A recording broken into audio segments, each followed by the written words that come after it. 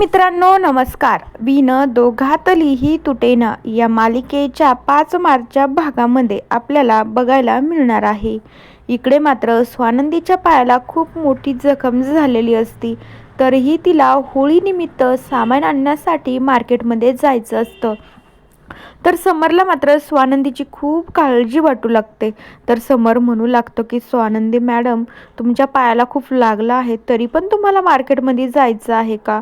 तर स्वानंदी हसायला सुरुवात करते, म्हणू लागते, अहो राजवाडे, तुम्हाला एक गोष्ट सांगू का? मला हे लागलं ना, मी याच्याकडे लक्षच देत नाही, कारण की ना मला ज्या गोष्टी हव्या आहेत ना, त्या मला मार्केटमध्ये जाऊन माझ्या हाताने स्पर्श करून घ्यायला खूप आवडतात. तर त्यावेळी आता समर म्हणू लागतो, खरंच ना या स्वानंदी मॅडमचं काय करावं? हळूहळू आता समर स्वानंदीच्या प्रेमात बुडत चालला आहे. त्यांची प्रेमाची गाडी आता हळूहळू पुढे ढकलली आहे. कुठे जाऊन ते दोघेजण एकमेकांसोबत वेळ तर घालवत आहे.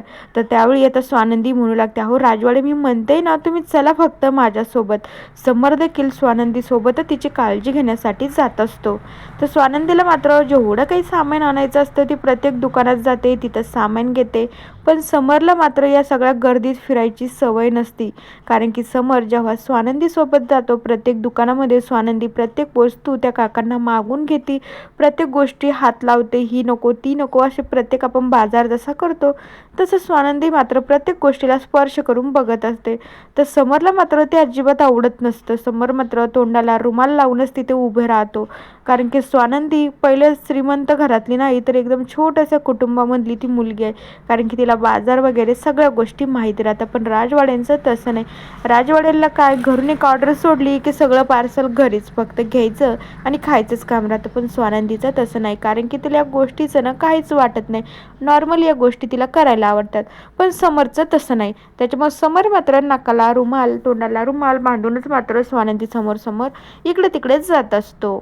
तर त्यानंतर समर आणि स्वानंदी घरी येतात. समर तर खूप थकून जातं स्वानंदीच्या पाठीमागे करू करू, कारण की समरला ना कधी पण 4 व्हीलर गाडीत बसून जायची सवय, त्याने कधी बाईकही चालवलेली नसती, त्याच्यामुळे त्याला गोष्टीचा ना खूप त्रास होत असतो. पण स्वानंदीचं मात्र तसं नसतं. त्यानंतर घरी येता, रात्री होळीची पूजा वगैरे करता.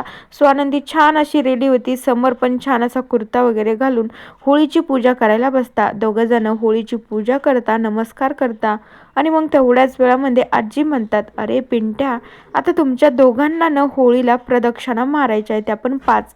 तर त्यावेळी समरला मात्र स्वानंदीची काळजी वाटू लागते. समर म्हणू लागतो, अहो स्वानंदी मॅडम, तुम्हाला त्रास तर होत नाही ना? मला सांगा बरं का तुम्ही. तर स्वानंदी म्हणू लागते, नाही हो, मी 5 प्रदक्षिणा देवासाठी तर मारू शकते. आणि मग त्यानंतर स्वानंदी तो पाण्याचा भरलेला तांब्या हातात घेते, कारण की होळीला ना 5 प्रदक्षिणा पाणी घालूनच माराव्या लागतात. तर समर मात्र स्वानंदीच्या हाताला पकडून त्या 5 प्रदक्षिणा ते पूर्ण करतात. तर मित्रांनो, स्वानंदीला हा समरचा ना भोळा भाबडा स्वभाव खूप आवडू लागतो, आणि समरला कुठेतरी आता स्वानंदी आवडू लागते. तिच्यातले चांगले गुण समरला दिसू लागतात. तर मित्रांनो, बघूया येणाऱ्या भागांमध्ये आपल्याला नेमकं काय बघायला मिळतं. तोपर्यंत या मालिकेच्या पुढील भागांच्या अपडेटसाठी आपल्या चॅनलला सबस्क्राईब करा. So bye.